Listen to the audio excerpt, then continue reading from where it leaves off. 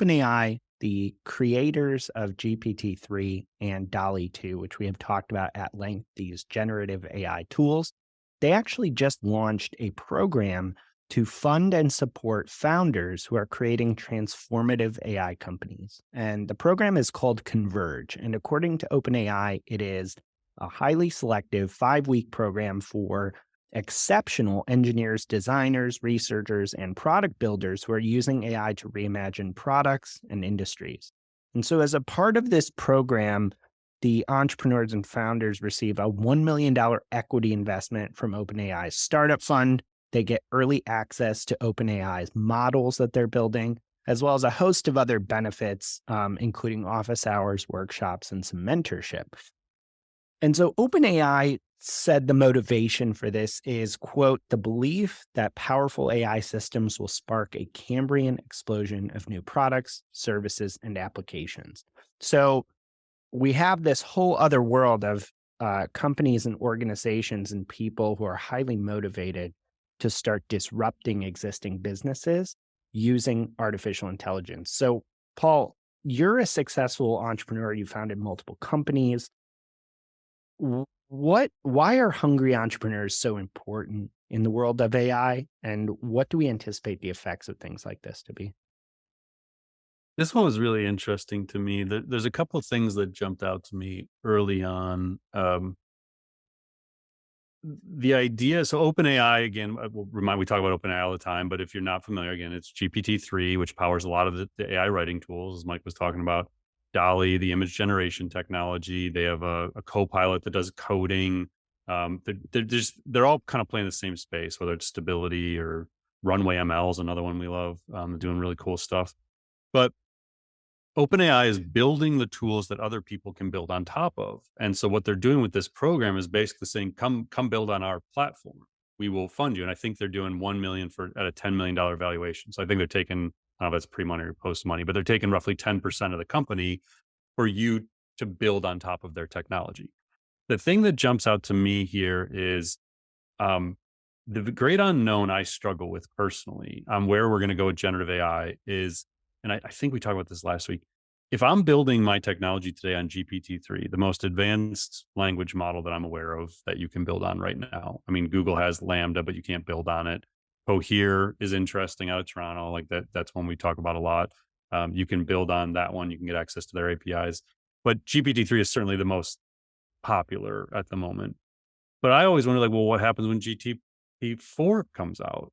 And so if I'm building my technology on top of that, um, where do I go? Like, is my software company just not relevant all of a sudden, or am I going to have early access to evolve my product to be on top of GPT-4? And so looking at this program, if I was thinking about starting a language company, I would certainly be exploring this program because the idea of having inside access and being part of this exclusive program where you could basically see where the future is going 6 to 12 months out is extremely enticing as an entrepreneur. And I think a lot of the innovation we're going to see, this is why it gets really hard as marketers, or if you're an agency or whatever, and you're trying to predict, well, what should we build on? Which Mm. tools should we use? I look at this and I'm like, wow, like if you build your entire solution suite, your marketing strategy or your agency service, whatever, around a GPT-3 powered tool, what's to say that 6 months from now, some company's not going to come out of this Converge program building on the next generation language technology with a better solution than what your whole workflow is built on now. So it's a really hard problem right now. And I don't know that I haven't seen the answer yet. You see a lot of clues around this. People working within OpenAI, or like, I mean, Sam Altman, the CEO, has alluded to what comes next, and other people in the space. So I think there's just a lot of unknowns around where we're going with these generative models, and then whether the play is to build on top of one like OpenAI, where you just get access to their APIs to build, or if it's to build on an open model like Stability AI will probably come out with a language model in the not too distant future, and theirs is open source. So now I have more flexibility to build. Or do I build my own language model? Like, if I'm an engineer at Lambda, Google on their language model, do I just leave and build my own language model? It's such a, to me, this is why it's so important that we keep these topics in the conversation every week, because I feel like every week it's evolving. And these are hard decisions, not just if you're going to build software, but if you're going to use software someone else is building. The tech they're building on top of is changing so quickly, and the players in the space are changing so quickly. It's just a really challenging time to figure this stuff out. That's a really good point. And, as people do, as entrepreneurs do figure out some of these models, and as the cohort in these types of OpenAI incubation programs start coming to maturity, I'm curious about our kind of focus in our industry, marketing and sales. What do you see as the biggest opportunities today for entrepreneurs with this kind of funding and talent to disrupt using AI? I mean, there isn't a thing we do that involves language, whether it's writing or editing, that isn't going to be changed completely. Like I mean, I put this as a public comment, so I'll say it, but like Dharmesh at HubSpot tweeted something the other day about like generative AI. And I replied and said, well, I'm fascinated to see what HubSpot does with language and image generation, because to my knowledge, it's not in there yet. Like in the HubSpot platform, we've been HubSpot users for 15 years. Like, I mean, HubSpot's first agency we built. Um, and I look at something like HubSpot and I think, man, they better figure that out fast. Like, I know they're paying attention. I'm pretty sure they were an investor in Jasper's round that just happened. I think that Hmm. was in the press release. That's not inside knowledge. Um, and I just think like we use HubSpot at the Institute. It is the core component of our tech platform, from our CRM to our blogging tool to our CMS. Like everything's on HubSpot, and there's any of this stuff in there. And so it's like, well, what? I mean, they have to embed it, right? Like we're just we're using all these third party tools that aren't. I don't even think are in their ecosystem right now. Hmm. And it's almost like we talked about last week with Adobe infusing image generation. Like you have to. And so I just look at the disruption that's going to happen at the platform level, and it's probably just going to be integration through partners. I'm guessing. I don't think they would build their own models and stuff. But if I'm in HubSpot and I want to be writing an email, like I should I should be able to have that infused into it and have my images selected and all this stuff and be recommending, like you were using in the Deloitte example, like the tone of my email and um, the length. And they do some of that stuff that's at HubSpot and other CRMs, but nowhere near where it's going to have to be in 6 to 12 months.